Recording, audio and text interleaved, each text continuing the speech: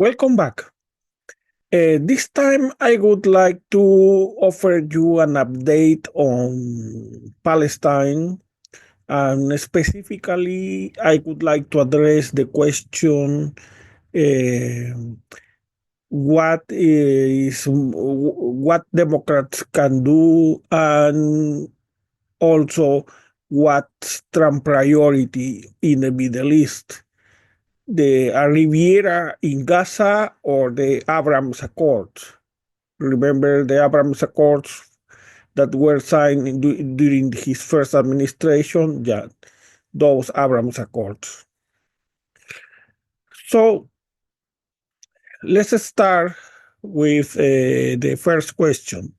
We are 15 months into the war, and we see the IDF playing whack-a-mole with Hamas. They go to the north, then to the center, then against to Rafah at the south.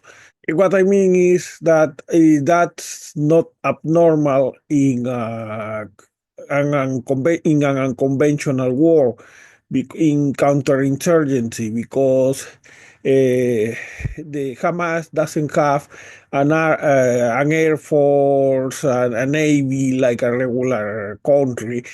What they have is that they can camouflage into the population. They can move fluidly from one front to the other, and so every time the IDF try to justify that they are going after, they have had to hit a building or a facility, because and that there are the casualties that are to blame on Hamas, because Hamas is using the Palestinians as human shields.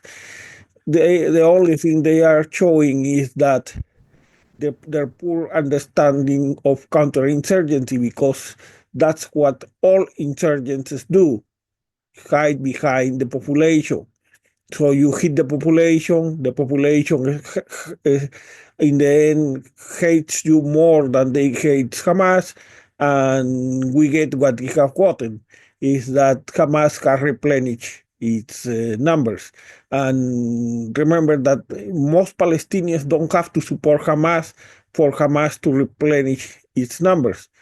Not all have to embrace terrorism, but it's enough with their tacit support. And that's what that's what insurgents do. They kill the center and push the population and give the population no option but to either the occupiers or the terrorists. And so the population, as soon as the war settles just enough, they end up rationalizing translating their rage, translating their after their fear has subsided. They end up translating their rage into support for terrorism. So this is something that it happens in pretty much all insurgencies that have some support from the population.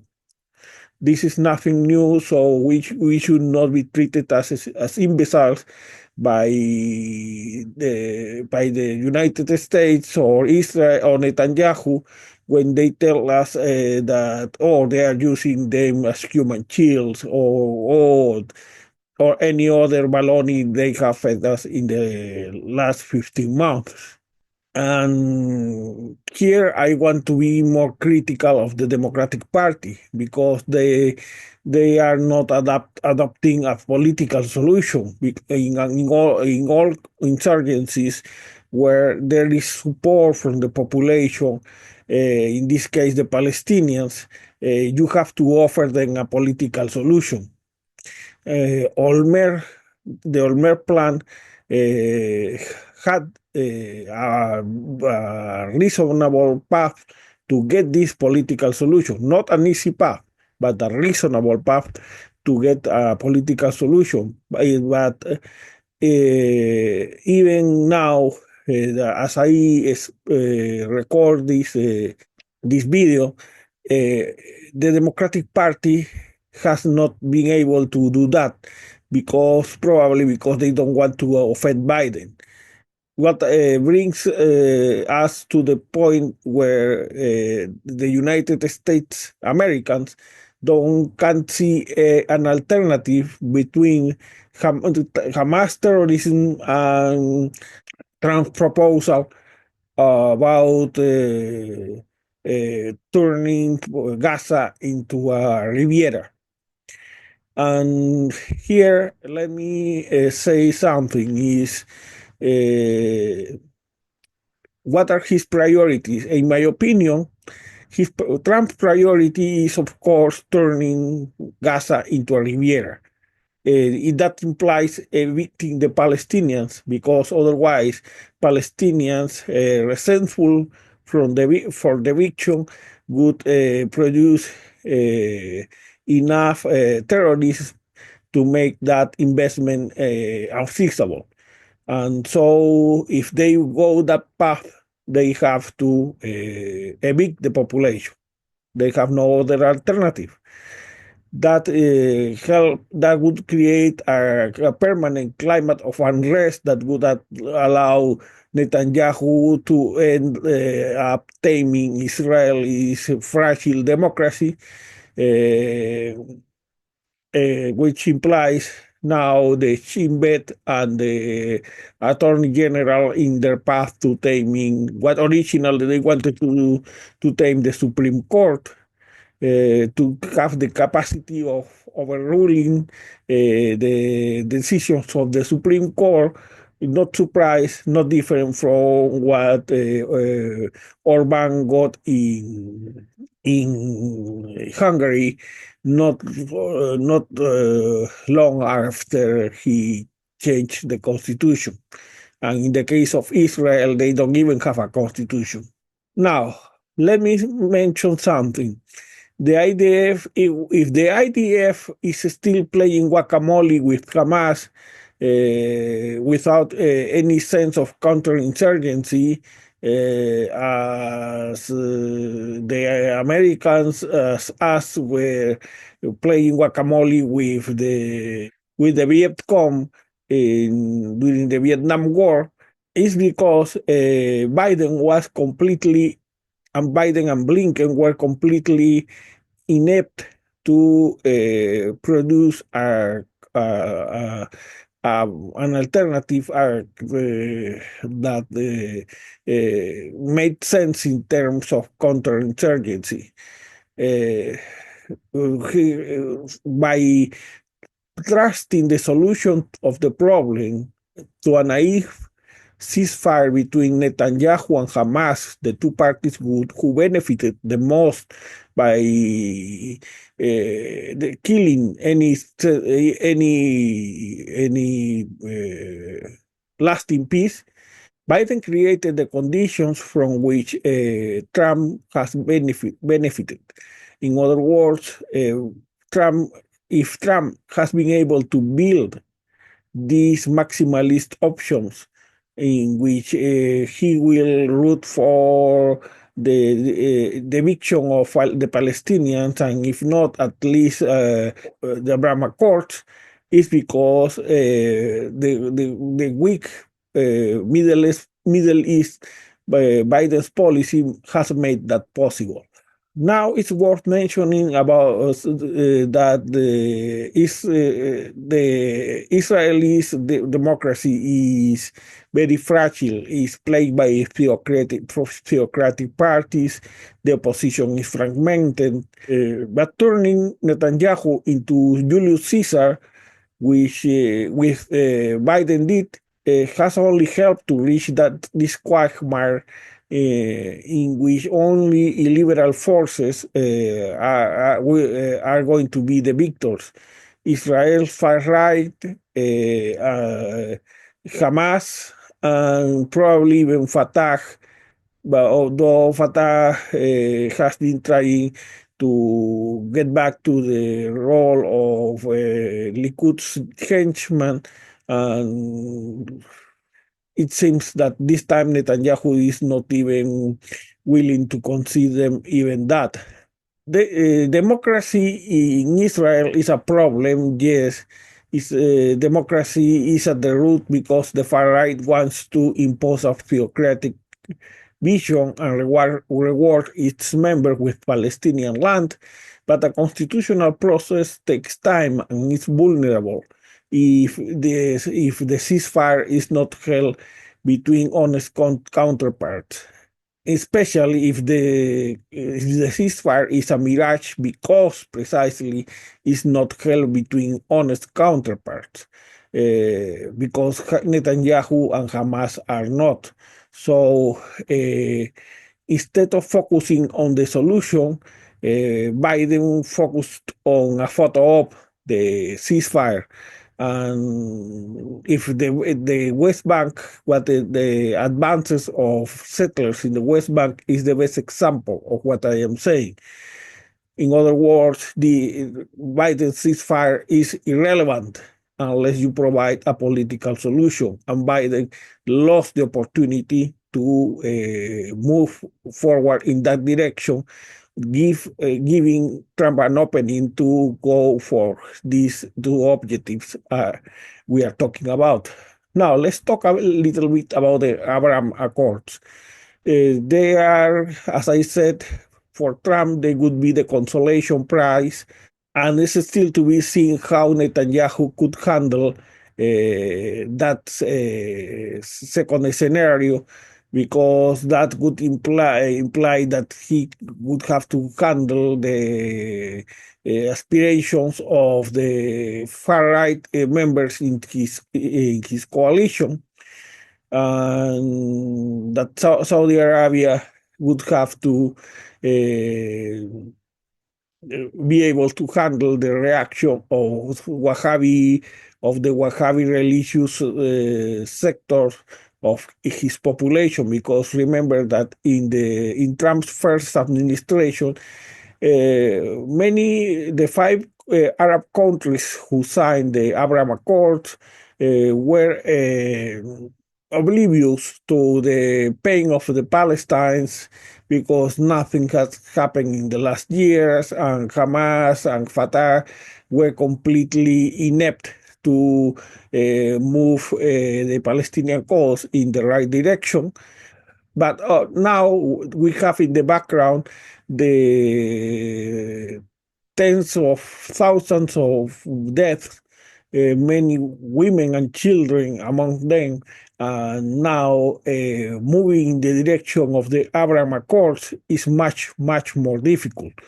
So that benefits Netanyahu, who doesn't have to play in that scenario, and that pushes Trump to go for his maximalist option, which is the eviction of Palestinians from Gaza, at least from North Gaza. Definitely, the Abraham Accords forced Hamas' hand on October 7, as despicable as the massacre was, to prevent becoming a permanent vassal like Fatah in the West Bank. But on the other hand, we cannot forget that in Israel, Netanyahu had been unsuccessfully ramming against the Supreme Court just before the October 7 took place, making Israel more and more illiberal.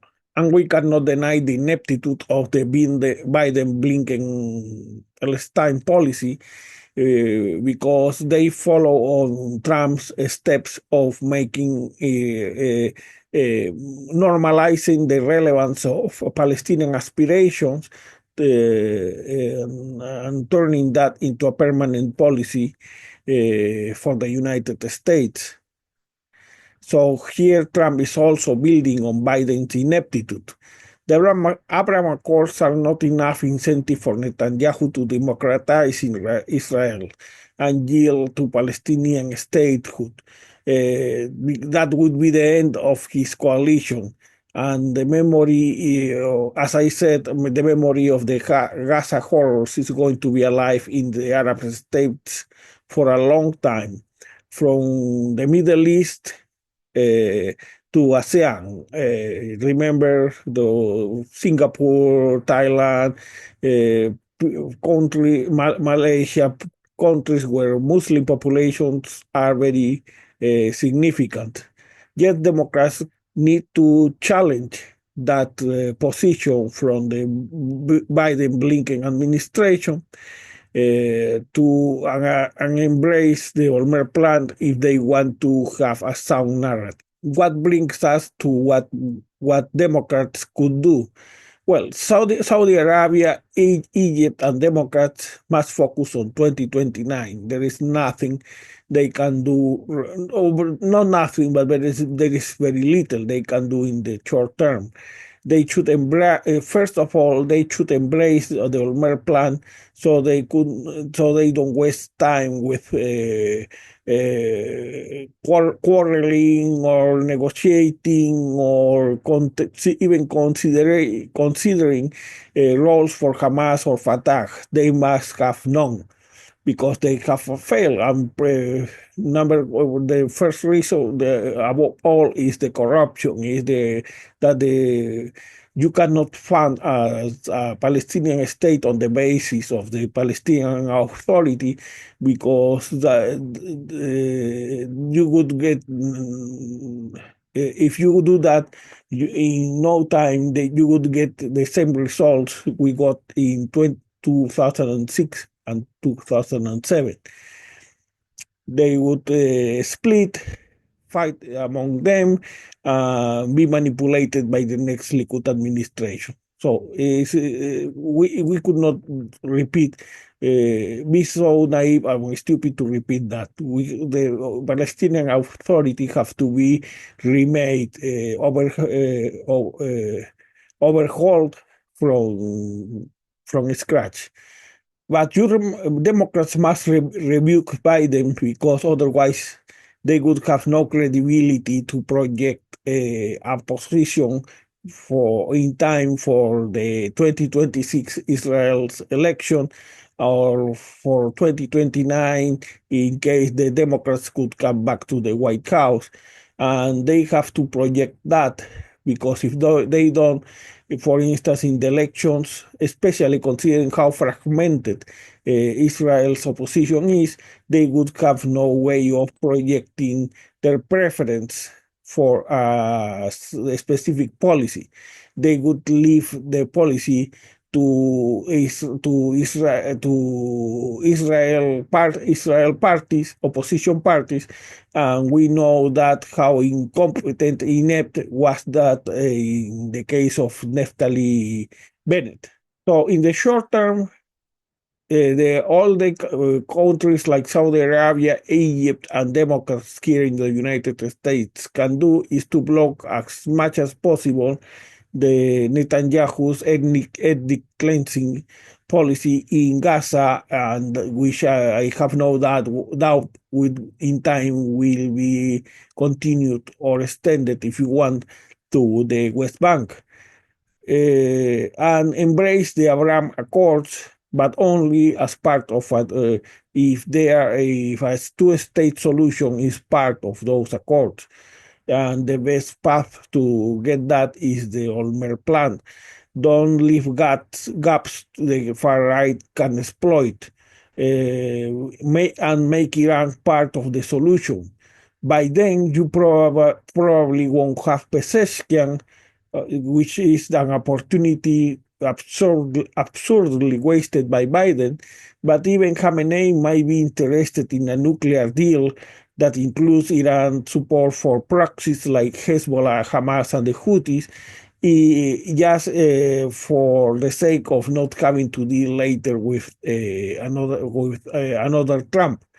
Besides, a two-state solution would deprive terrorist movements from using the Palestinian cause and turn any successor of Hamas into any remnant of jihadists into a marginal police issue without political weight, because I have no doubt that if Hamas signs a ceasefire, other more radical groups will surge, but only if we have a political solution. Those marginal groups will be so marginal that will represent no political danger, and so they could be eliminated with a sound counterinsurgency based on intelligence and special forces. Now, there are some experts that, even at the left, mention the concessions made to Hamas, for instance, the release of Palestinian terrorists. No, I'm not talking about political prisoners, but I am talking about specifically about terrorists, of the temporary withdrawal from security, the withdrawal of the IDF from security corridors. But what matters here is that by considering even considering the idea of Hamas or Fatah being part of that political solution, that gives Netanyahu an excuse. Of course, you may say, well, but even the Sinn Féin in Ireland, many people from the Irish Republican Army recycle themselves into politicians. Yes, of course, that may happen, but not as the Irish Republican Army. They would have to renounce their past as and adopt a democratic position that accepts the right of Israel to exist, the same way as Israel must accept the right of Palestine to exist as an independent state. So it's not about specifically every single member of Hamas, but the matter is what Hamas represents. Now, there is this same expert considers that Netanyahu could think about pivoting politically toward the Israeli center, and declare that only he can achieve historical agreements while maintaining Israel's security. But I consider this very unlikely, because especially considering the recent past of Likud before October 7, with its clashes with its attempts to overrule the Supreme Court, his unpreparedness for the scenario of October 7, which is under investigation, and the evolution of his 3 criminal cases for which he is being investigated. So I consider this scenario very unlikely. Netanyahu will stick to the far right, and for that he needs to keep happy the members of his coalition. And what this coalition wants is settlements. Now, you may ask, but then what we do with Hamas or Fatah? Well, if you, in the current situation of unrest, the best option is to stay in Palestine. But if you feel the political vacuum in Palestine with something like the Olmert plan, Hamas will be more amenable to accept asylum abroad, because then the political scenario is filled with a centrist, more moderate position, and the more moderate members of Hamas or Fatah may even be recycled, like Ba'athis in Iraq were recycled into the Sunni awakening, or as I mentioned, the members of the IRA were recycled as part of the Sinn Féin in Ireland. But by then they would have to play by other rules, where they can be investigated for abuse or corruption. That's why what matters here is not in, getting in Hamas or Fatah engaged. We should not. What we should do is to overhaul the Palestinian Authority, and the European nation, the European Union has standards for corruption, has standards for democracy. Those could be adapted to this case. So we don't have to invade the wheel. We have the Olmert plan too. So the only thing that separates us from that promising possibility, that promising scenario is the will to do the right thing instead of doing stupid things and displaying weakness, as we saw during the Biden administration. Just look, because then we should not be surprised about what happens when Trump builds on the basis of that weakness. Look at the mineral deal in Ukraine and tell me Trump will not try to evict Palestinians to build his Riviera. So look at the mineral deal in Ukraine, the way Trump has betrayed Zelensky, and tell me that Trump will not try to evict Palestinians to build his Riviera. So be realistic about that. So if there is enough backlash, he will backpedal. Yes, that has happened in his first administration, but that he will try to do that, I have no doubt. And just in case, I have read one of the experts saying that one of Trump's priorities might be to get a ceasefire in order to get a Nobel Prize. I don't believe that's one of his priorities. Just look at the mineral deal in Ukraine and tell me who could win the Nobel Prize with something like that. Finally,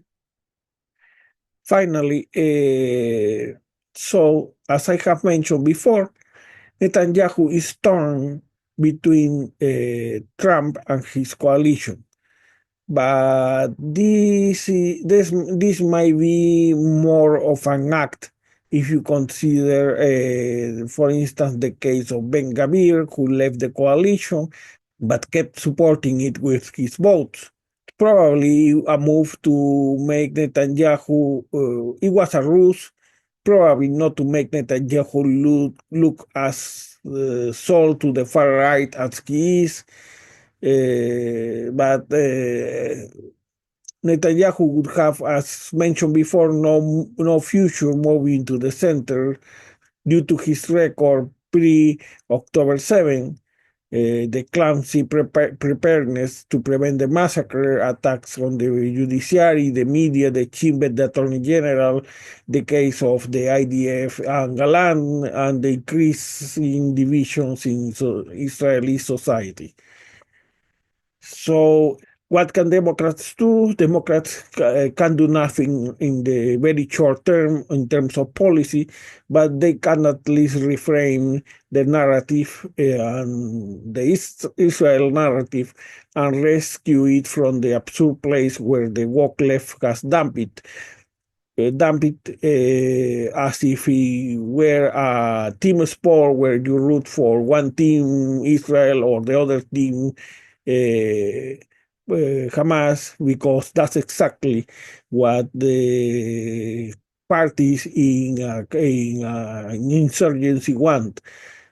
Netanyahu wants to be identified as Israel's only option, and Hamas wants to be identified as Palestine's only option, and that should be unacceptable. And yet, That's what Biden's policy has led us. That's a challenge the Democratic Party must face. You cannot trust peace in the Middle East to the parties who benefit the most by killing it. And having said that, I leave you with our newscast. Good evening. This is Brian Thomas Simons, and these are the main headlines of this hour. Among other news. In a lesser-known moment of Liberation Day, Trump announced 266 new executive orders. Among them, 1. Taxpayers who invest in President Trump's Trump meme coin will receive a tax credit against federal income taxes and tariffs for the same amount of the invested amount. Senator Schumer, as part of his confusion strategy, backed a bill to extend the use of the Trump cryptocurrency tax credit to state income taxes. 2. Secretary of State Marco Rubio was awarded 3 more medals as a consolation prize for being sent to the Maldives indefinitely on a classified mission.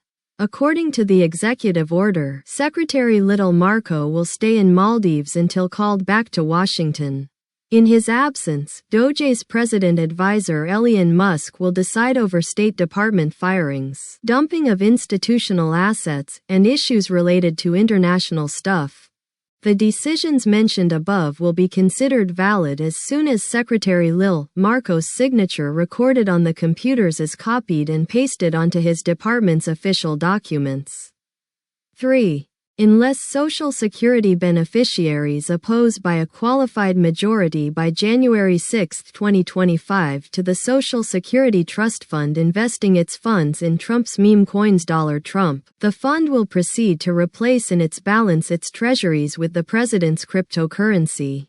If so, the trust fund will become the second most important buyer of Trump after the Federal Reserve's strategic reserve. B. White House aide Peter Navarro declared yesterday that tariffs will raise $6 trillion. Actually, it can be more. It can be any amount you want. You just have to believe. It could be $12 trillion. You like $12 trillion? What amount do you like more?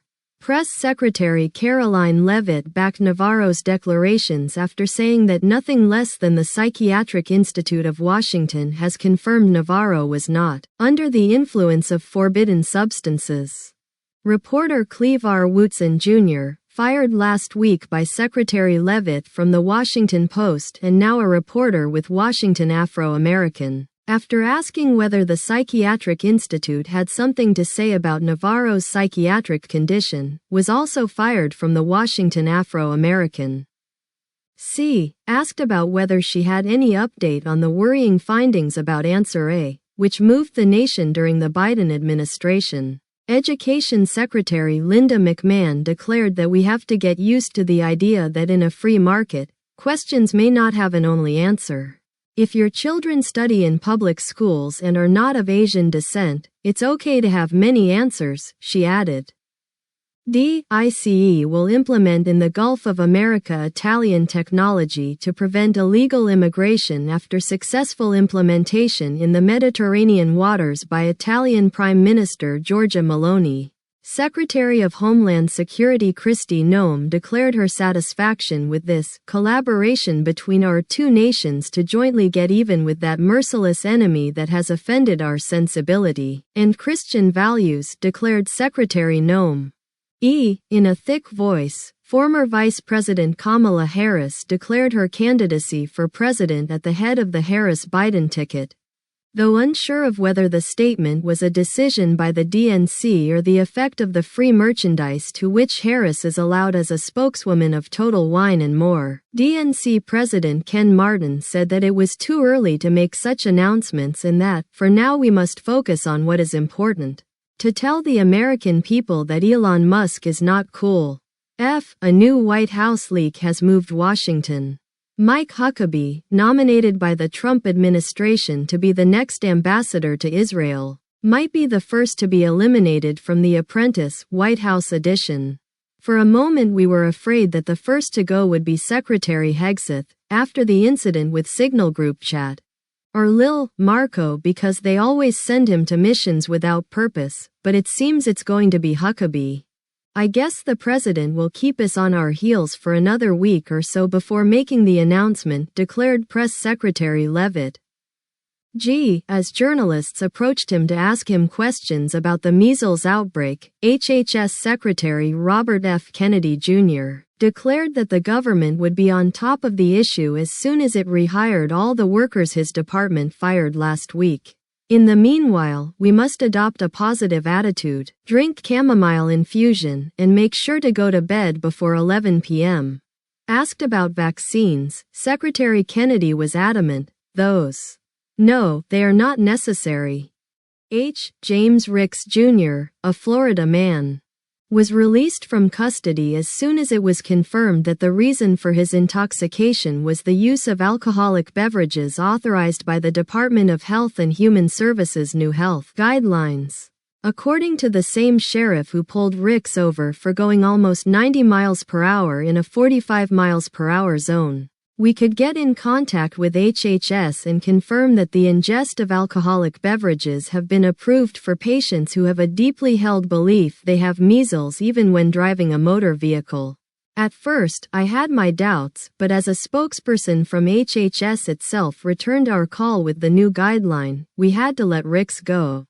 This has been the news of this hour.